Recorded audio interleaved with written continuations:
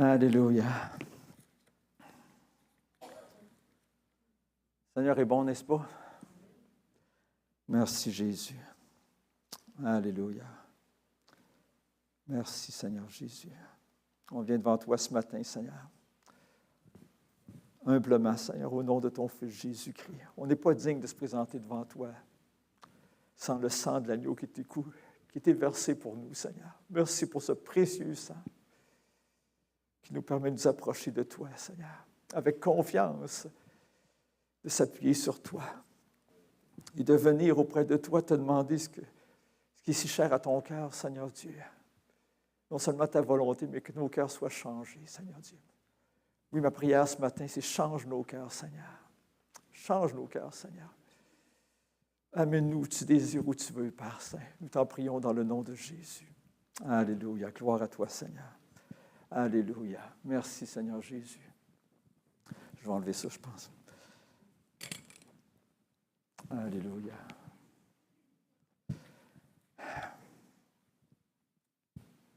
Change mon cœur, Seigneur. Quels sont ceux qui désirent être changés encore, transformés encore, libérés encore, rendus de plus en plus semblables à l'image du Fils de Dieu? Le Fils de Dieu, le merveilleux Fils de Dieu, hein, l'homme parfait, l'homme qui n'a jamais péché, l'homme qui a toujours été rempli d'amour, l'homme qui avait toujours les bonnes motivations pour faire ce qu'il faisait. Merci, Seigneur Dieu. Merci, Seigneur Dieu. Oui, c'est le cri de notre cœur ce matin, c'est le désir de notre cœur d'être transformé. C'était le cri des saints de l'Ancien Testament. C'est aussi le cri des saints du Nouveau Testament. C'est le cri de ceux qui s'approchent de Dieu, de ceux qui réalisent qui est Dieu et qui ils sont. C'est le cri de ceux qui veulent marcher avec Dieu, qui veulent avoir l'onction du Saint-Esprit dans toute sa plénitude. C'est nécessaire pour marcher avec Dieu, c'est nécessaire pour voir Dieu, c'est nécessaire pour comprendre la volonté de Dieu, c'est nécessaire pour accomplir la volonté de Dieu. C'est nécessaire si on veut vraiment servir et adorer notre Dieu. Merci Jésus. Je pensais cette semaine, en préparant le message, à Ésaïe, dans l'Ancien Testament, Ésaïe au chapitre 6, il y en a qui se souviennent, quand il a vu, ça dit qu'il a vu le trône de Dieu et qu'il a entendu les séraphins qui criaient « Saint, Saint, Saint ». L'Éternel des armées, toute la terre est remplie de sa gloire. Il criait constamment « Saint, Saint, Saint », l'Éternel des armées. Puis la bâtisse shakeait. Une louange profonde du fond du cœur de toute notre être. On loue le Seigneur. Saint, Saint, Saint, le Seigneur. Toute la terre est remplie de sa gloire. Merci Seigneur Jésus. Dans Jean, au chapitre 12, verset 41, tournez-y pas, mais c'est noté que ça dit qu'Ésaïe a vu la gloire de Dieu, il a vu le Seigneur dans sa gloire. Il parlait de Jésus-Christ. C'est Jésus qui l'a vu à ce moment-là et que ça criait « Saint, Saint, Saint ». Et qu'est-ce qu'Ésaïe s'est écrié? Il dit « Malheur à moi ». Quand on voit le Seigneur, quand on voit le Seigneur dans sa beauté, quand on voit le Seigneur dans sa sainteté, dans sa grandeur, on sait qu'on est loin d'être comme lui. Et Ésaïe a dit « Malheur à moi, car je suis un homme aux lèvres impures, qui habite au milieu d'un peuple aux lèvres impures. » Ça dit qu'un séraphin a pris une pierre ardente sur l'autel, puis a touché ses lèvres, puis il dit « Ton iniquité est expiée, ton péché est enlevé. » Merci Seigneur que notre péché est enlevé. Alléluia, que même si on n'est pas parfait, puis on est loin d'être parfait, on peut s'approcher de Dieu à cause du sang précieux de Jésus-Christ qui a été versé pour nous sur la croix. C'est la seule façon dont on peut s'approcher de Dieu. On sait ces choses, hein? À cause du sang précieux de Jésus. C'est pour ça qu'on l'aime, parce qu'il nous a aimés le premier, comme dit l'Écriture. Quand on reconnaît, quand on réalise comment il nous a aimés, nous qui étions si loin. Hein? Qui est l'homme pour que tu te souviennes de lui, comme on t'a chanté tantôt? Hein?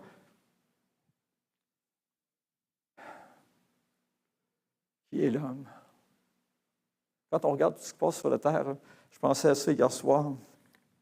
On voit la méchanceté, les massacres qu'il y a eu en Israël et tout ça.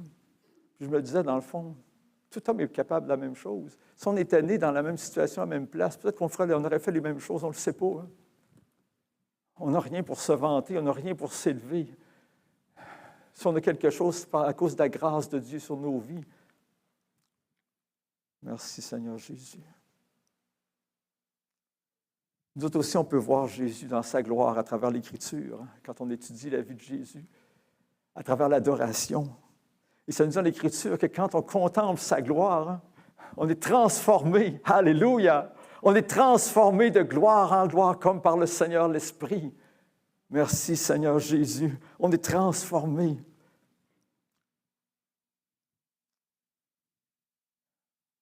Ce matin, on va parler un petit peu tout à l'heure de David après sa chute.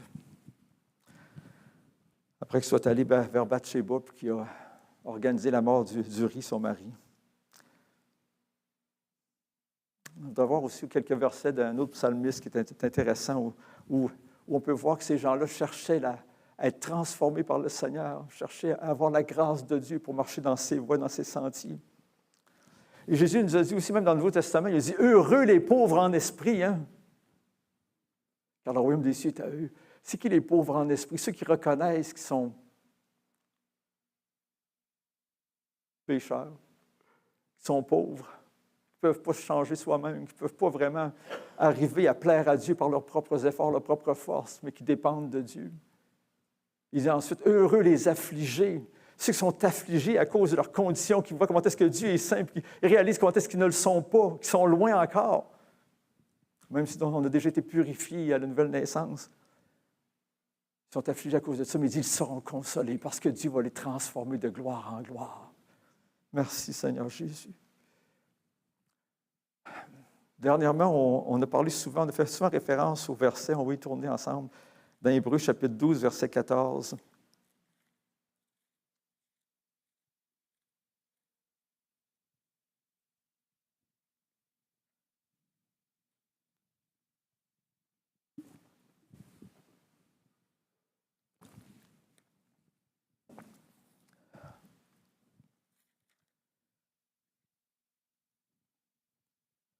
Qui nous dit « Recherchez la paix avec tous et la sanctification, sans laquelle personne ne verra le Seigneur. » C'est toute une déclaration. Hein? Rechercher la sanctification, sans laquelle personne ne verra le Seigneur. Mais qu'est-ce que la sanctification? Je voulais faire ça basique pour commencer, pour qu'on se rappelle les choses. C'est quoi la sanctification? C'est l'action d'être sanctifié. Sanctifié, c'est être rendu saint, mis à part. Le dictionnaire nous dit mis à part pour un but sacré, un but divin, mis à part pour Dieu. On sait que dès qu'on est sauvé, si on est déclaré saint par le Seigneur, on peut voir ça entre autres dans 1 Corinthiens 1:2, dans Philippiens 3:1, où c'est une lettre de Paul, Paul adressait aux saints qui sont à Éphèse, aux saints qui sont à Philippe, aux saints, en tout cas, etc. Donc, on est déjà sanctifié, on est déjà saint, mis à part pour Dieu. Mais maintenant, en tant que saint, en tant qu'enfant de Dieu, si on reste dans le péché, on n'est pas à part pour Dieu. C'est nous autres mêmes qui se met à part pour nous autres mêmes, pour nos propres choses, et non à part pour Dieu, pour sa volonté. Si on sort de la volonté de Dieu, on se met à part pour nous autres, on ne se met pas à part pour Dieu. Si on a des ambitions personnelles de faire des choses sans consulter Dieu, puis c'est notre volonté qu'on fait à la place de la volonté du Seigneur, on ne se met pas à part pour Dieu, on se met à part pour nous autres, pour nos désirs égoïstes, nos ambitions personnelles.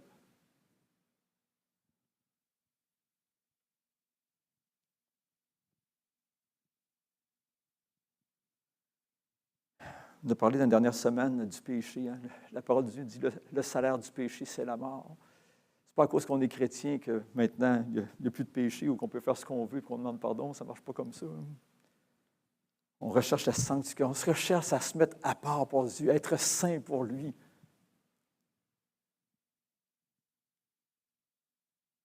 C'est complètement un non-sens de continuer dans le péché alors que Christ a payé pour nos fautes.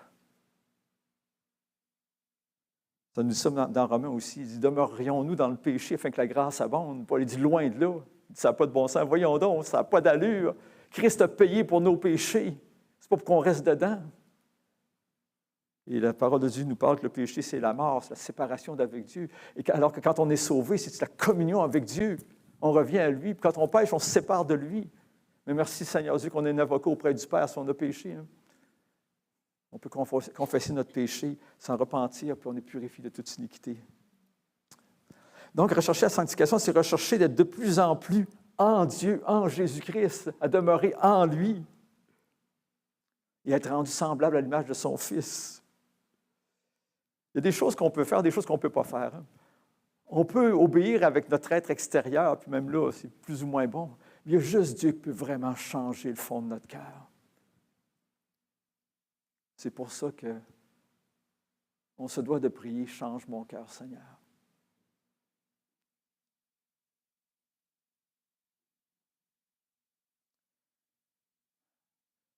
Être saint, c'est faire ce que Dieu veut, sa volonté, mais aussi avec les bonnes motivations. C'est quand même spécial qu'on regarde déjà l'Église d'Éphèse à l'époque de l'apôtre Jean, quand il écrit l'Apocalypse, que Jésus lui dit « Je vois tes œuvres, même plus abondantes qu'auparavant. » Je vois pas quatre choses que les Éphésiens faisaient bien, mais il dit « Ce que j'ai contre toi, c'est que tu as abandonné ton premier amour. » Déjà en quelques années, ils avaient abandonné leur premier amour. Ils faisaient beaucoup de choses, beaucoup d'œuvres. Pourquoi? Dans quel but? Par habitude? Peut-être. Par obligation, parce qu'il est engagé? Peut-être. Pour obtenir la bénédiction? Peut-être. C'est revenir sous une forme de loi. Mais c'était plus motivé par l'amour pour Christ. L'extérieur était là, mais l'intérieur n'était plus là. La véritable sanctification, ça change l'intérieur, le plus profond du cœur, dans la repentance, dans l'attachement à Dieu. Alléluia. Jésus leur a dit, souviens-toi donc d'où tu es tombé, souviens-toi comment tu étais au début. Des fois, je pense à ça, comment j'étais au début, Seigneur? Comment j'étais au début? Il dit, repens-toi. Tourne de bord, reviens et pratique tes premières œuvres comme tu le faisais au début. Parfois, dans la vie chrétienne, quand ça fait 20 ans, 30 ans, 40 ans qu'on est au Seigneur, des fois, on vit des choses qui ne sont pas faciles. Des fois, on peut être brisé par les circonstances, par les épreuves de la vie, des choses qui nous arrivent. Il y a comme aussi, parfois, comme une usure du temps à faire. Des fois, on peut dire, on fait les mêmes choses. Oui, c'est vrai, on fait les mêmes choses. Mais le Seigneur est vivant, c'est pas mort. Si tu fais les mêmes choses, tu as l'impression que tu fais toujours les mêmes choses. C'est peut-être mort ta relation avec le Seigneur, mais le Seigneur est vivant. Il faut lui laisser la place dans la prière, dans la communion avec lui, avoir une relation vivante avec lui. Il ne faut pas juste parler, il faut l'écouter aussi. Il faut dire, montre-moi des choses, Seigneur, conduis-moi dans la vérité. Avoir soif de Dieu encore. Avoir soif de Dieu encore. Soif de le connaître, soif de marcher avec lui. Il y a parfois les tentations du péché aussi, les tentations de revenir en arrière dans les anciennes choses. Parfois, on veut juste se servir davantage, puis on focus là-dessus. J'ai toujours été un peu en tout cas, je ne sais pas si tout le monde est comme ça, peu importe.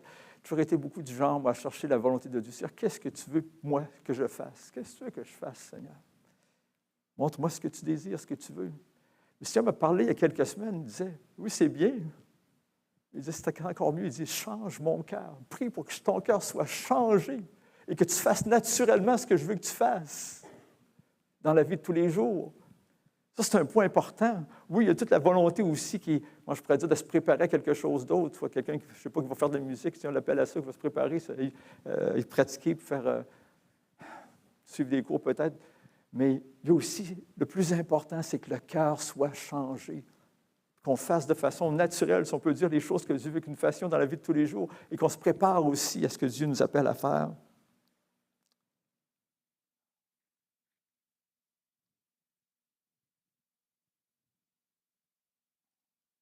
Avant d'aller plus loin, je pense que c'est bon de comprendre que c'est Dieu qui sanctifie. Quand ça dit de rechercher la sanctification, dans le fond, c'est rechercher une personne. Parce que c'est écrit que c'est par Dieu que nous sommes en Jésus-Christ. Lequel Jésus-Christ, de par Dieu, a été fait pour nous. Sagesse, justice, sanctification et rédemption. Tu as besoin de sagesse, tu vas à Jésus. Tu as besoin d'être justifié, tu vas à Jésus. Tu as besoin d'être sanctifié, tu vas à Jésus. Alléluia. C'est lui qui a crevé. C'est lui qui, en mourant sur la croix, qui a toute la provision pour nous justifier, pour nous sanctifier. Et l'agent par lequel il le fait, c'est par la parole de Dieu, par le Saint-Esprit qui agit puissamment dans nos cœurs. Gloire à Jésus. Jésus avait dit, sanctifie-les par ta vérité, ta parole est la vérité. La vérité nous sanctifie. Particulièrement quand on lit la parole de Dieu dans un esprit de prière, dans la présence du Saint-Esprit qui parle à nos cœurs en même temps. Dans Romains 15,16, ça dit « étant sanctifié par le Saint-Esprit ». En fait, le Saint-Esprit prend de ce qui est à Jésus, la victoire qu'il a acquise pour nous sur la croix, puis la transfère dans nos vies. Alléluia! C'est extraordinaire quand on pense à ça. Il prend de ce qui est à Jésus, il nous le transfère, il nous le donne pour qu'on le vive. 1 Thessaloniciens 5, 23, 24. On va le lire. Ça dit que le Dieu de paix vous sanctifie lui-même tout entier et que tout votre être, l'esprit, l'âme et le corps soient conservés irrépréhensibles lors de l'avènement de notre Seigneur Jésus-Christ. Celui qui vous a appelé est fidèle et c'est lui qui le fera. Bon, on doit collaborer avec le Seigneur, hein, c'est sûr. On doit collaborer avec le Seigneur, aller dans sa présence, prendre du temps dans la prière, dans la parole de Dieu. Si on ne fait pas ces choses-là, le Seigneur va s'organiser pour qu'on les fasse éventuellement.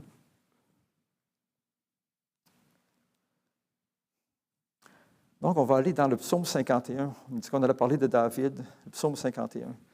Je trouve ça très intéressant. Il y aura beaucoup de choses à dire sur ce psaume-là, sur les circonstances qui l'entourent, mais on va se centrer surtout sur quelques points.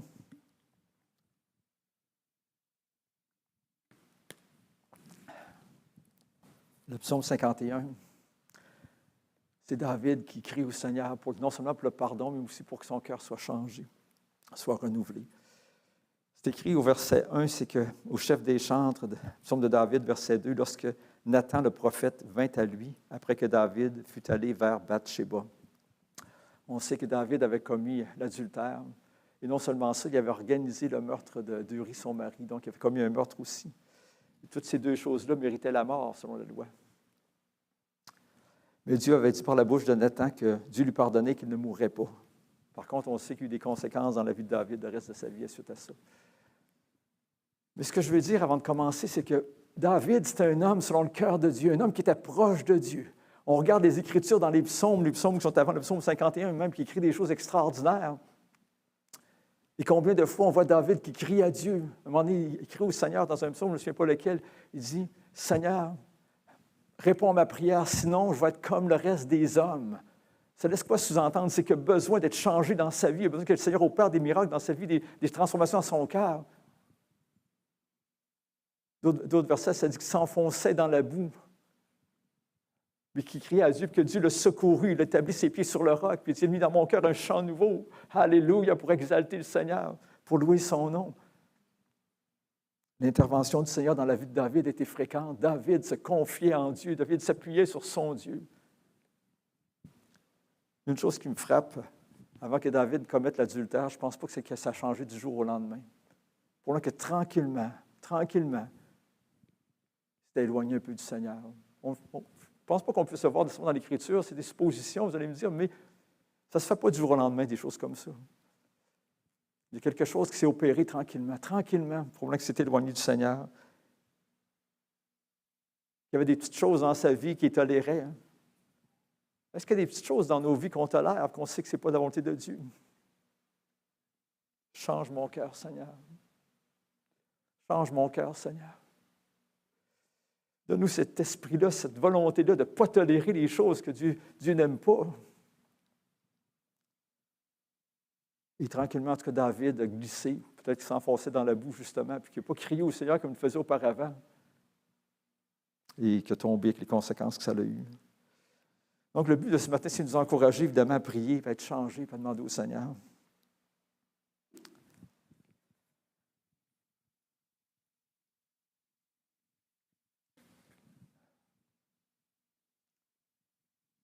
Combien de chrétiens, depuis qu'on connaît le Seigneur, qu'on a vu, qui étaient zélés pour le Seigneur au début, qui marchaient avec le Seigneur, qui parlaient du Seigneur, qui priaient, puis qui tranquillement se sont éloignés, qu'on ne voit plus dans les églises. Ça ne se fait pas du jour au lendemain, ça non plus.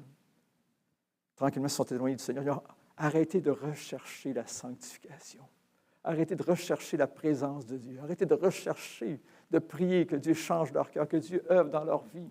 Arrêtez de se confier en Dieu, de s'appuyer sur lui.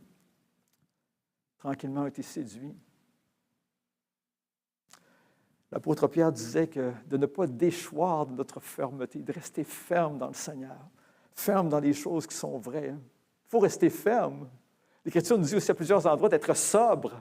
Hein? Sobre, c'est le contraire d'être ivre.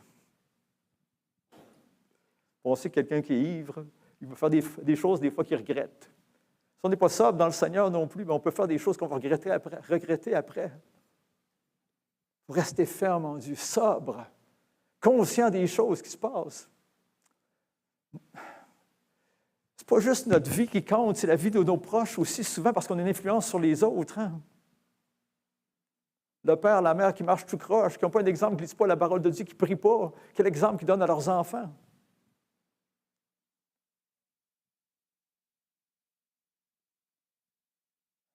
Si on veut être un témoignage. Merci Seigneur Jésus. Et je dirais, il ne faut pas attendre qu'il y ait une crise, un peu comme celle qu'a vécue David. Dans le fond, c'est une crise qu'a vécue David. Il y a une prise de conscience profonde qui s'est passée lorsque Nathan est allé le voir. Quand Nathan lui a raconté l'histoire de la brebis, etc., il dit « Cet homme mérite la mort. » Nathan lui dit « C'est toi, cet homme-là. » Toute une prise de conscience qu'il a pris. Combien loin il s'était éloigné du Seigneur. Combien loin il était rendu. Comme il a adultère, puis il a fait un meurtre pour couvrir son péché.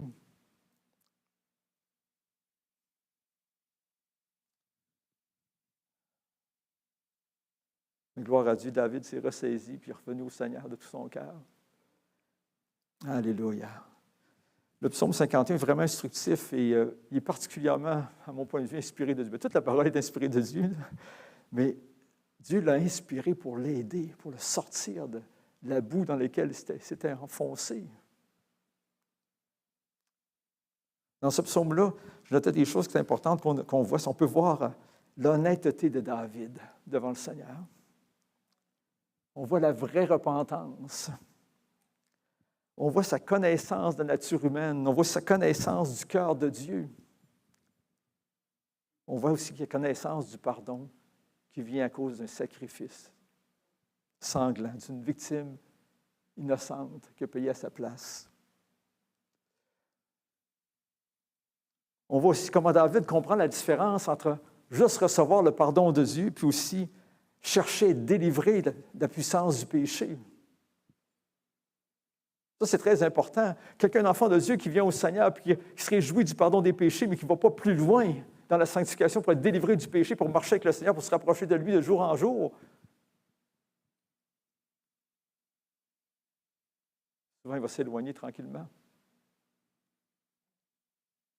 Notre base, c'est qu'on est pardonné par le sang de l'agneau. Et maintenant, on construit là-dessus. Si on manque en chemin, merci Seigneur, comme on disait tantôt, on est un avocat auprès du Père, Jésus-Christ le juste. Alléluia.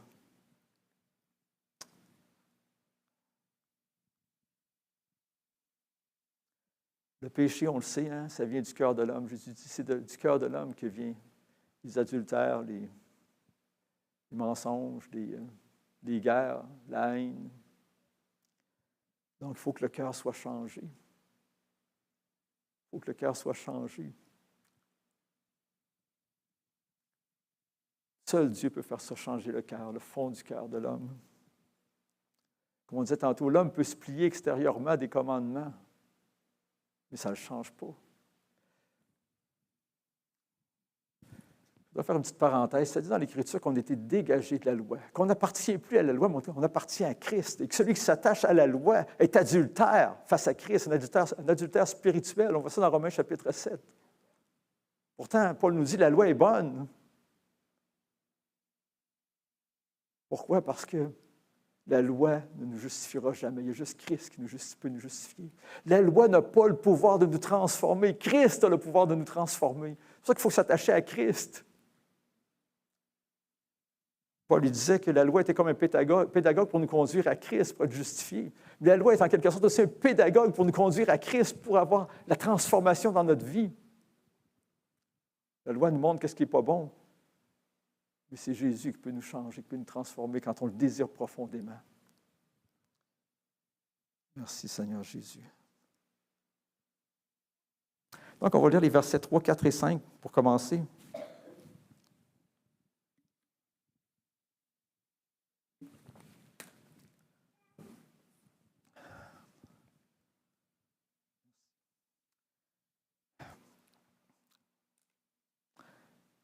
On voit vraiment dans ces versets-là que David reconnaît que c'est lui qui a péché. Il prend pleinement la responsabilité pour ses fautes. Il n'accuse personne. Pas comme Adam et Ève. Adam qui dit « c'est la femme qui te place à côté de moi ». Il se confie en Dieu seul, en sa bonté pour être pardonné. Il ne dit pas « j'ai fait des paquets de belles choses auparavant, tu vas me pardonner ». Je conduis la louange à l'Église, tu vas me pardonner. Ça ne marche pas comme ça. On est pardonné à cause du sang de Jésus. Il n'y a rien qu'on peut faire qui peut nous faire acquérir quelque chose de la part du Seigneur. Christ a payé le prix.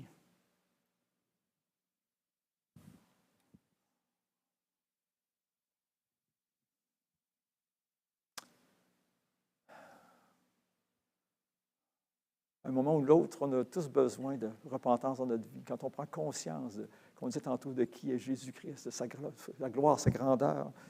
Quand on se rend compte que des fois, on n'est peut-être pas aussi bouillant qu'on le prétendrait, qu'on le pense être, quand on regarde à lui.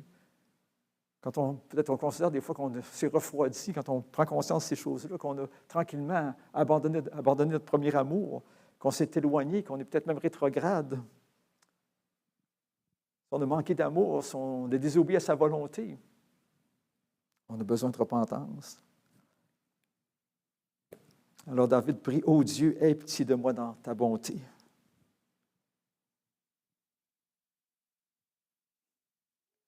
Selon ta grande miséricorde, efface mes transgressions. Lave-moi complètement de mon iniquité et purifie-moi de mon péché. Car je reconnais mes transgressions et mon péché est constamment devant moi. Verset 6 nous dit, « J'ai péché contre toi seul. » Pourquoi, dans le fond, le péché? Oui, il a péché contre Bathsheba, il a péché contre le mari de Bathsheba, Uri. Il a péché en quelque sorte aussi contre le peuple d'Israël, parce qu'il a nuit à Israël en faisant ces choses-là. Mais Israël, Bathsheba, Uri sont tous des pécheurs, mais Dieu est le Dieu saint, 3 fois saint. C'est ses commandements qu'il a transgressés. Il a péché contre Dieu seul. Ce qui dit contre Dieu seul, c'est épouvantable ce qui est fait contre Dieu. Parce qu'il est saint, parce qu'il est juste, il n'y en a pas comme lui.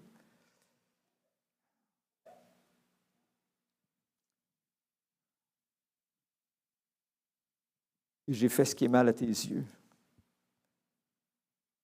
Comme je disais tantôt, il reconnaît vraiment son péché, puis il prend vraiment la responsabilité pour son péché. C'est moi qui ai fait ce qui est mal à tes yeux. Il dit en sorte que tu seras juste dans ta sentence, sans reproche dans ton jugement. Il s'en remet pleinement au jugement de Dieu. Il dit, je sais que tu vas être juste. Autrement dit, fais de moi ce que tu veux maintenant. Fais de moi ce que tu veux. La loi dit que je mérite la mort, mais Dieu le dit, tu vas vivre. Mais il s'en remet dans les mains de Dieu, dans sa bonté. Il dit, tu vas être juste.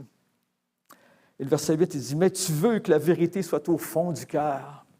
C'est le cri de David ici pour avoir un cœur changé. Il dit, tu veux que la vérité soit au fond du cœur. Tu veux qu'on soit changé. Tu veux qu'on soit plus pareil. Tu veux que je ne sois pas encore un homme pécheur qui va prendre encore une femme de mon prochain ou quelque chose comme ça. Tu veux que je sois changé. Il dit, fais donc pénétrer la sagesse au-dedans de moi. Gloire au Seigneur. On a comme l'impression que David, par la révélation du Saint-Esprit, est en train de vivre un peu le Nouveau Testament alors qu'il est dans l'Ancien Testament. Pourquoi? Hébreux 8.10, qu'est-ce que ça dit? On va aller le lire, je pense que ça vaut la peine.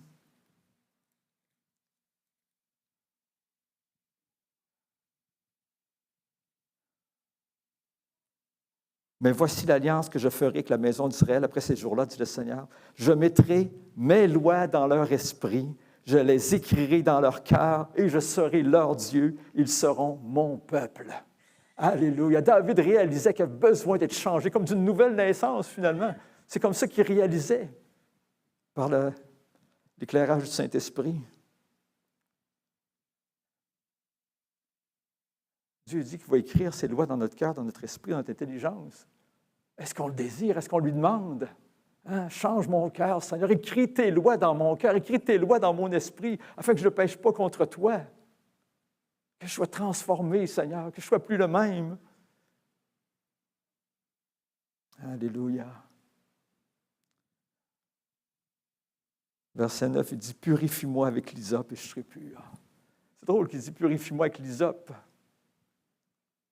La seule référence qu'on a de l'hysope qui pourrait purifier, c'est quand on regarde la première Pâque. Dieu avait dit à Moïse de prendre le sang d'un agneau, sans défaut, sans tache, puis de mettre du sang avec un bouquet d'hysope sur le linteau, les poteaux des portes, avec un bouquet d'hysope. Il faisait référence sûrement ici au sang de l'agneau qui était sacrifié pour son péché. Donc le sang de Jésus-Christ qui ôte le péché du monde. Purifie-moi. Purifie-moi. Quand on regarde, il ne fait pas recours à la loi. Pourquoi? Parce que la loi le condamne. Il fait recours à la miséricorde, où Dieu avait montré un chemin par le sang d'une victime, sans défaut, sans tache. Il faut être purifié. Verset 10, il dit « Annonce-moi l'allégresse et la joie, et les eaux que tu as brisées se réjouiront. » Alléluia. Alléluia. Merci Seigneur Jésus. Les eaux que tu as brisées. Il était brisé, David, à cause de son péché, parce qu'il savait bien que la main de Dieu était sur lui, qu'il n'avait plus la relation avec le Seigneur comme il l'avait auparavant, jusqu'à ce qu'il confesse qu'il abandonne son péché. Il demande pardon, qu'il s'en repente. Il dit, annonce-moi l'allégresse et la joie. Ce qui croit à son pardon. Détourne ton regard de mes péchés, efface toutes mes iniquités. Ô Dieu, crée en moi un cœur pur. Merci Seigneur. Ô Dieu, crée en moi un cœur pur. Il y a tout un désir, encore une fois, d'être changé ici, d'être transformé, de ne plus être le même. Merci qu'on le vit, nous, avec la nouvelle naissance. Dieu crée en nous un cœur pur.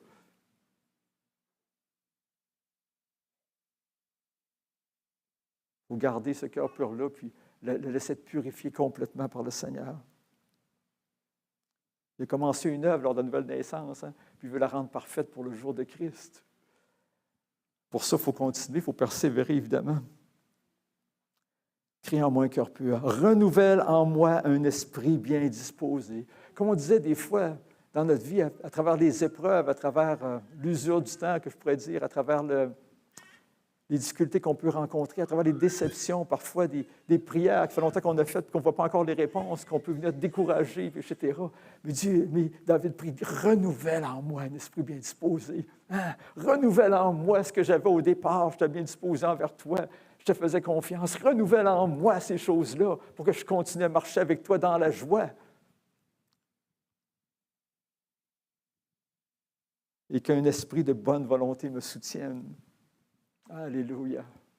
Que le découragement s'en aille et que l'esprit de bonne volonté me soutienne, que je sois bien disposé envers toi. Je suis rendu où, là? OK.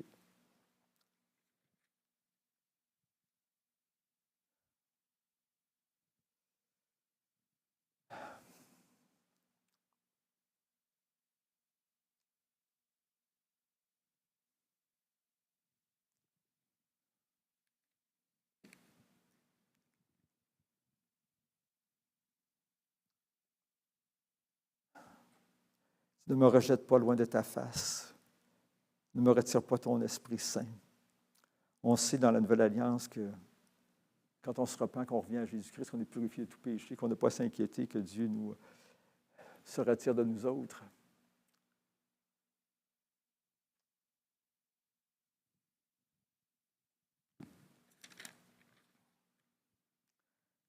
Mais en même temps, quelqu'un qui ne recherche plus la sanctification, qui s'endurcit de plus en plus, qui ne veut pas revenir au Seigneur, c'est dangereux. Le Seigneur va faire des choses avec les circonstances pour essayer de le ramener, mais c'est très dangereux.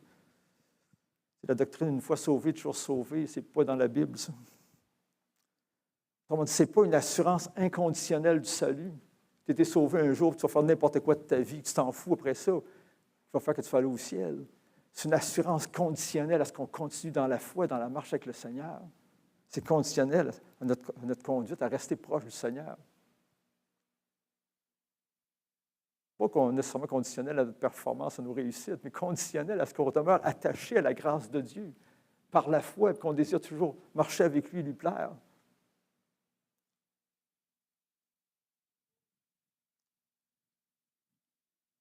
Rends-moi la joie de ton salut. Je ne dis pas de mon salut, mais de ton salut. C'est toi qui m'as accordé le salut. Rends-moi la joie de ton salut.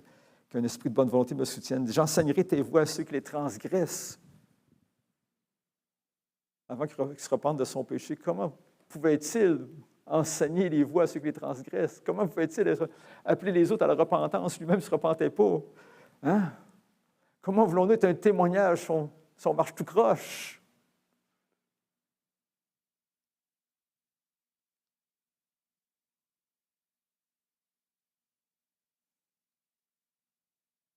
Et les pécheurs reviendront à toi. Ô Dieu, Dieu de mon salut, délivre-moi du sang versé. Ma langue célébrera ta miséricorde.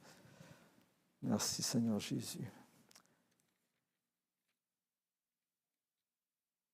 Je voulais juste, avant de terminer, de regarder un peu le psaume 119 que je trouve extraordinaire. Je vais lire quelques versets, tout simplement. C'est tellement de belles prières. Le psalmiste du psaume 119 qui insiste auprès de Dieu constamment pour que Dieu lui enseigne ses voies, qui insiste auprès de Dieu qu'il soit fidèle jusqu'au bout, qui insiste auprès de Dieu qu'il ne se laisse pas séduire par les choses de ce monde, qui insiste auprès de Dieu pour rester attaché à lui.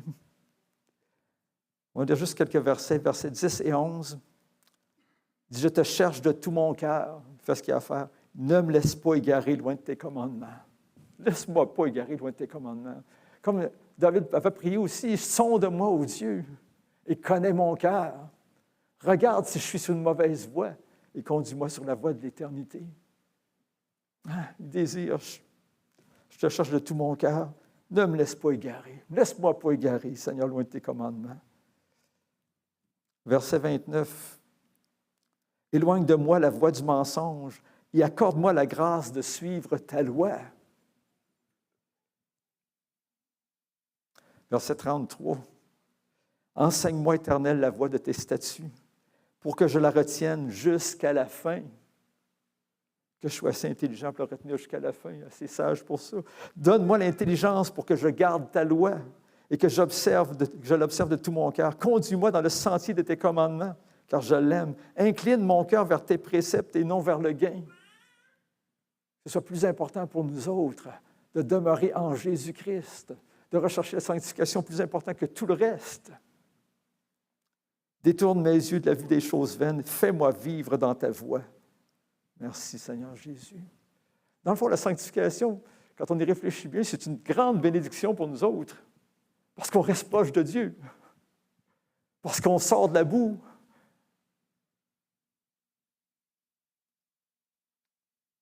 La sanctification, c'est rechercher et vivre la victoire de Christ dans nos vies.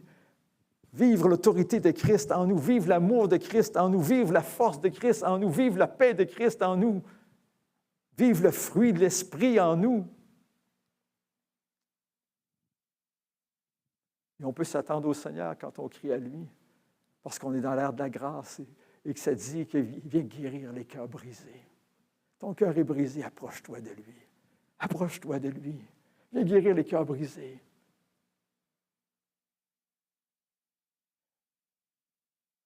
Viens délivrer les captifs. Rendre libres les opprimés. Gloire au Seigneur. Alléluia.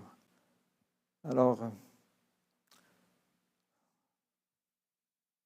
et Paul qui nous a dit, comme je mentionnais tantôt, que celui qui a commencé en nous cette bonne œuvre va la rendre parfaite pour le jour de Christ. Merci, Seigneur Dieu. Donc, demeurons attachés au Seigneur. à la grâce de Dieu par la foi. J'aimerais que peut-être qu'on pourrait mettre un peu de musique, puis que il est midi. Juste qu'on prenne le temps ce matin de s'examiner un peu soi-même devant le Seigneur. Voir s'il y a des choses dans notre vie peut-être qu'on tolère, qu'on se dit c'est pas si grave.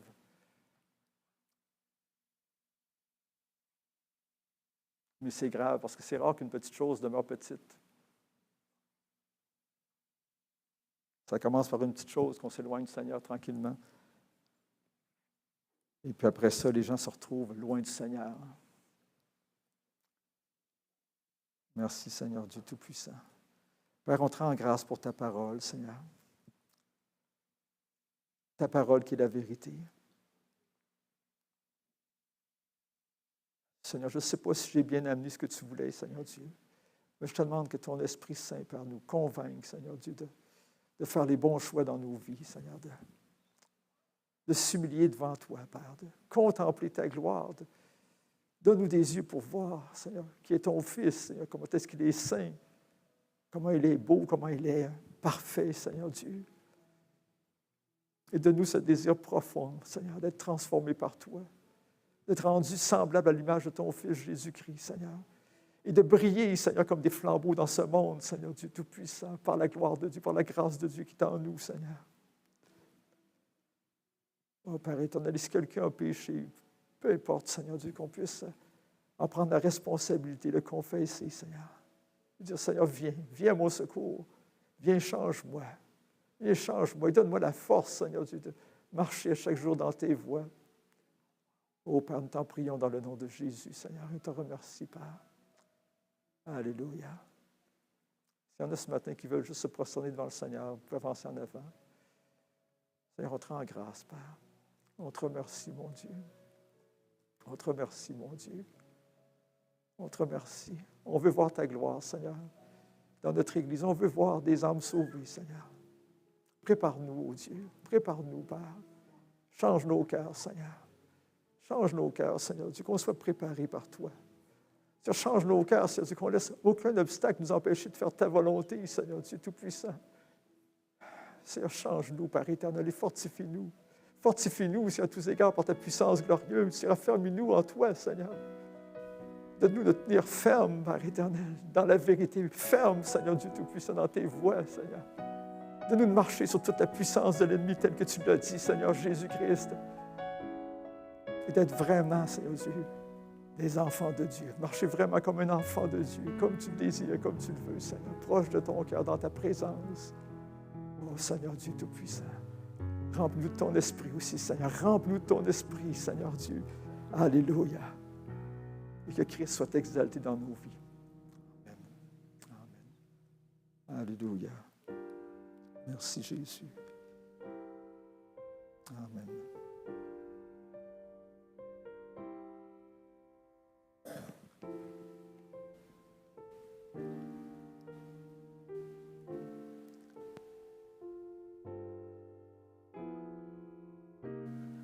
Merci, Jésus.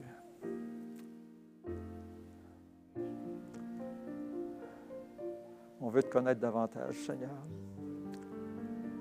On veut te connaître davantage, connaître vraiment ton cœur, Seigneur Dieu.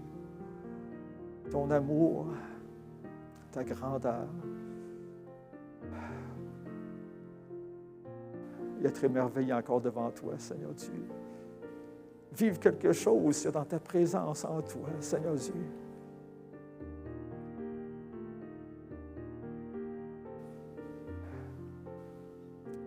Être dans la joie, Seigneur, et raconter tes merveilles. Béni soit ton nom, Seigneur. Amen. Alléluia. Alléluia. S'il y a des gens qui désirent avoir la prière juste avancée de mon côté gauche à droite, je vais prier avec vous. Merci, Seigneur Dieu.